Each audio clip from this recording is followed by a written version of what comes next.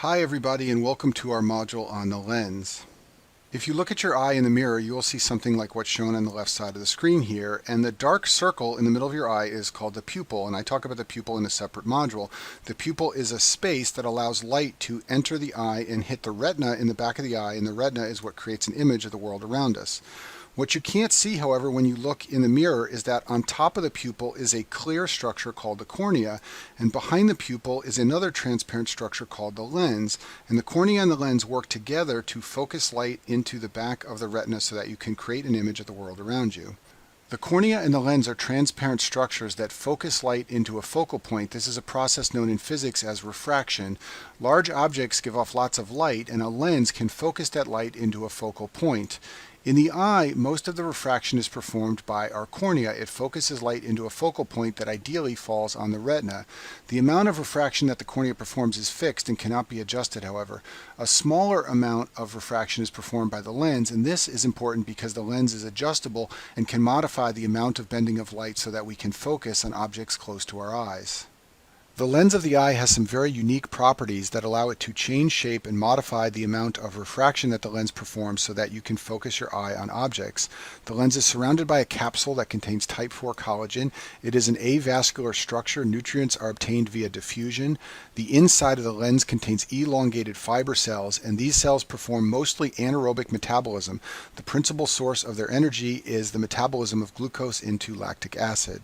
Accommodation is the process by which the lens modifies its shape to focus on near objects. When the lens does this, it changes the optical power of the eye. If you look at this drawing of the front half of the eyeball at the bottom of the screen, you will see that the lens sits behind the pupil and that it is connected to a structure called the ciliary body. Within the ciliary body, you can find the ciliary muscle, which is a smooth muscle that can change the shape of the lens. It's a circular muscle that surrounds the lens, and it's connected to the lens by ligaments, which are known as zonules, and they're shown here in white in this picture. In the resting state, when you are not trying to focus on a near object, the ciliary muscles are relaxed. This pulls the zonules tight and flattens the lens, as I've shown in this picture on the screen. And this is what your lens is doing when you focus on faraway objects. When you try to look at a near object, this is the process of accommodation. The ciliary muscles contract.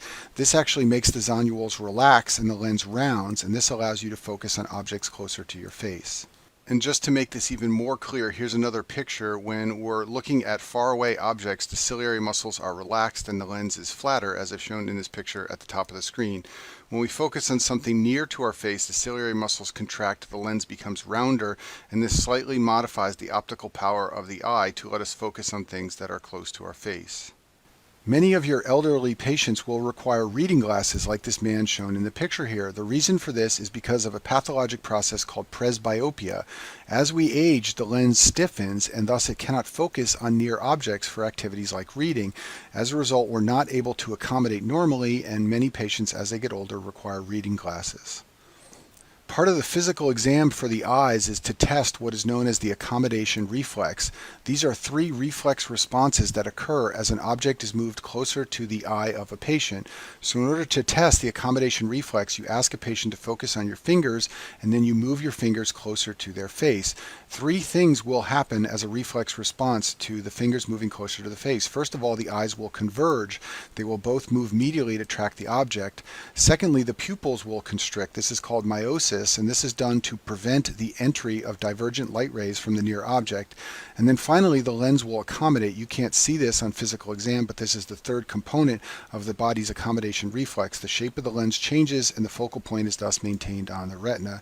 So when you test the accommodation reflex and you say that it is normal, you mean that you ask the patient to follow your finger towards their nose and their eyes converged and their pupils constricted.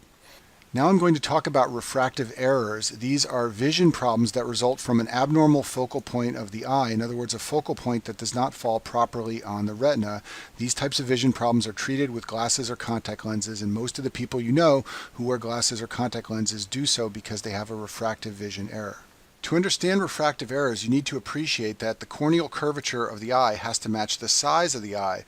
Remember that the cornea does most of the refraction of the eye, and it needs to bend light to a focal point that ideally settles right on the retina.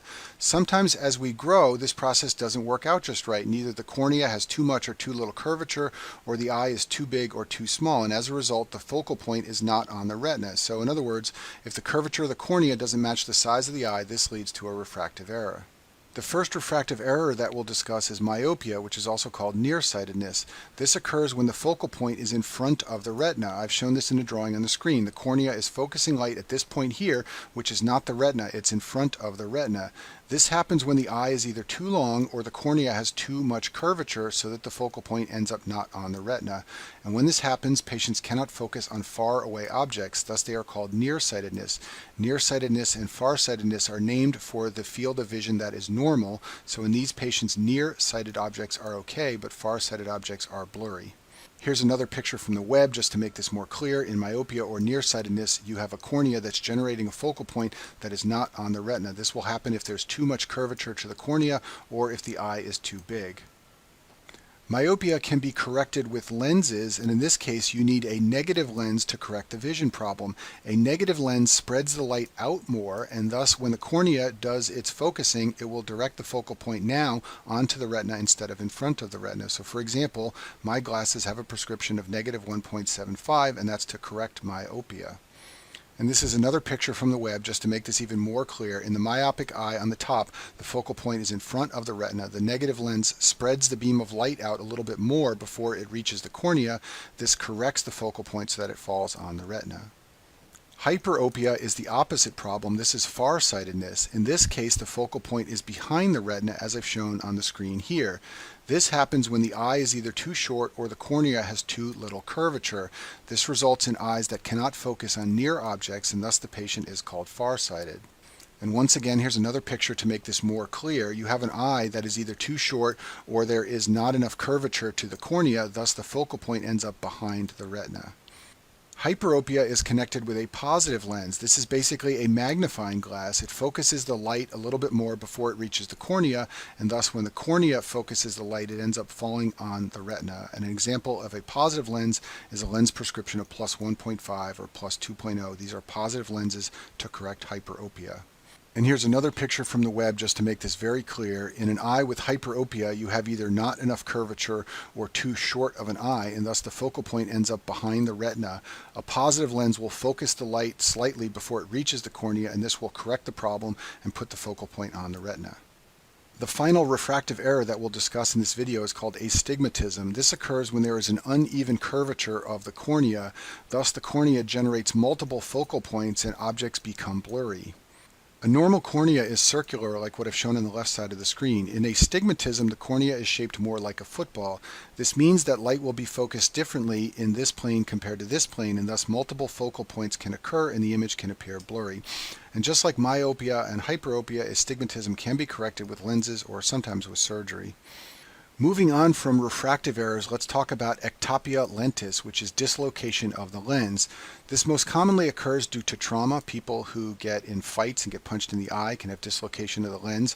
But what you should know for step 1 of your boards is that rarely this condition is associated with a systemic disease, and it can occur as an ocular manifestation of some systemic disorder. Here's a picture of what ectopia lentis can look like. You can see when you examine the pupil that the lens is off-center behind the iris. The two systemic disorders that are associated with ectopia lentis are the Marfan syndrome and homocystinuria. Marfan syndrome is the most commonly associated systemic condition. It is an autosomal dominant disorder that leads to a fibrillin defect. Patients with the Marfan syndrome have a very typical phenotype. They're usually very tall with a long wingspan. In addition, 50 to 80% of them will have dislocation of the lens, and classically, the lens is dislocated upward and outward. In homocystinuria, children are born with a deficiency of the enzyme cystathione beta synthase. I talk about this enzyme deficiency in detail in the biochemistry section. Children with homocystinuria have markedly elevated homocysteine levels. They also have a marfanoid body habitus, meaning that they are usually tall with a long wingspan, just like patients with the Marfan syndrome. They often have mental retardation, and classically the lens dislocation in homocystinuria is downward and inward. Cataracts of the lens are a very common eye disorder and something that you will definitely see clinically. A cataract is an opacification of the lens. This is an example on the left of a patient with a cataract. And when the lens becomes opacified, that disrupts the passage of light through the lens and into the retina, and that leads to cloudy vision. So the definition of a cataract is an opacification of the lens. It's a painless process. It leads to decreased vision, and it's treated with cataract surgery. And if you become an ophthalmologist, one of the most common surgeries you will perform is to remove cataracts. One of the major risk factors for development of cataracts is older age. Most of us, as we age, will develop cataracts, and most of the patients who require cataract surgery are elderly. Smoking and alcohol are associated with cataracts. This association has been determined via case-controlled studies. The mechanism is not well understood. Excessive sunlight can lead to opacification of the lens. Patients who take long-term corticosteroids, like patients with rheumatoid arthritis or sarcoidosis, develop cataracts at increased frequency compared to patients who do not take steroids. And then finally, if you've had any eye problem like trauma or infection, you're at increased risk for the development of cataracts. Two other disorders that are risk factors for cataracts are diabetes and galactose metabolism disorders, and the biochemistry of these disorders is high yield, so I'll review that now. There's an enzyme found in the lens of the eye called aldose reductase. This is part of a metabolic pathway called the polyol pathway. This enzyme can convert glucose into sorbitol. It can also convert galactose into galactitol. Now, normally, this enzyme has very low levels of activity. However, if you have diabetes and you have lots of glucose around, or if you have a galactose disorder and you have lots of galactose around, then this enzyme can create high levels of sorbitol or galactitol in the lens of the eye. That will draw in fluid and lead to an increase in the lens osmolarity, and this is a way that you get cataracts in either diabetes or a galactose metabolic condition. So diabetes is a well-established risk factor for development of cataracts, and the mechanism is believed to involve the metabolism of glucose into sorbitol in the lens by the enzyme aldose reductase. The sorbitol can be broken down into fructose, but this is a slow process, and thus the level of sorbitol in the lens can get very high. This will draw in fluid and lead to an opacification of the lens. I talk about metabolic disorders of galactose in the biochemistry section, but I'll just review here that there are two inborn errors of metabolism that lead to very high galactose levels, and these conditions can lead to the development of cataracts in children, which is very unusual. Classic galactosemia presents in infancy with liver failure and development of cataracts. Galactokinase deficiency is a milder form of galactosemia. The main problem in children who have this disorder is that they will develop cataracts as a child or young adult. And the mechanism of cataracts in both of these disorders is believed to be that aldose reductase converts galactose into galactitol in the lens, and that leads to a high osmolarity which draws in fluid and opacifies the lens. Finally, I'll finish with this slide and mention the torch infections. These are the infections which are dangerous to the fetus if they occur during pregnancy. A number of these can potentially lead to cataracts in babies.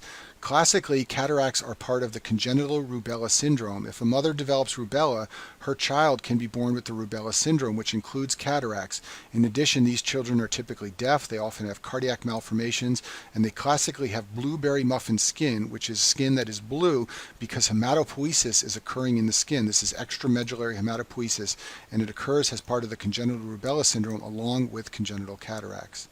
And that concludes our module on the lens.